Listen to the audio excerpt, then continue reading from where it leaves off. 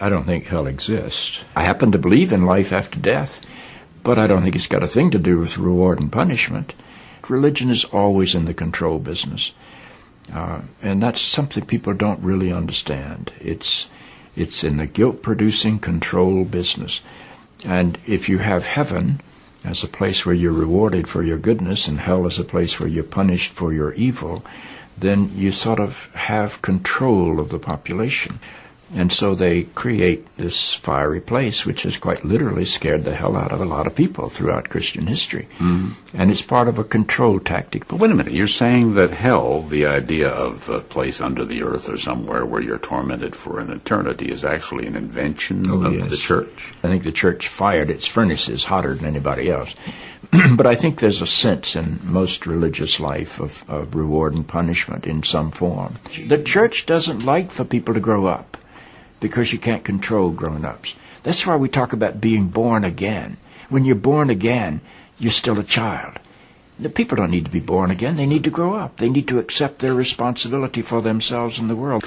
What do you make of the theology, which is quite prominent these days in America, which is that there is one guaranteed way not to go to hell, and that is to accept Jesus as your personal Savior? Yeah, I grew up in that tradition.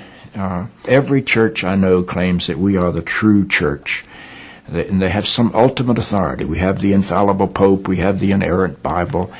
The idea that the truth of God can be bound in any human system, by any human creed, by any human book, is almost beyond imagination for me. I mean, God is not a Christian. God is not a Jew or a Muslim or a Hindu or a Buddhist. All of those are human systems which human beings have created to try to help us walk into the mystery of God. I honor my tradition. I walk through my tradition. But I don't believe my tradition defines God. I think it only points me to God. You and I are emerging people, not fallen people. Our problem is not that we are born in sin.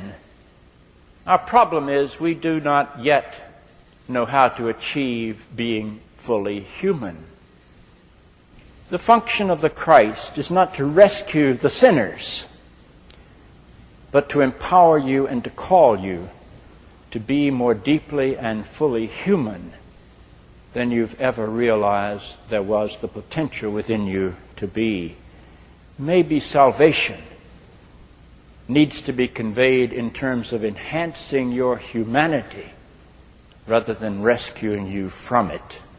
Life is a startling and wondrous experience.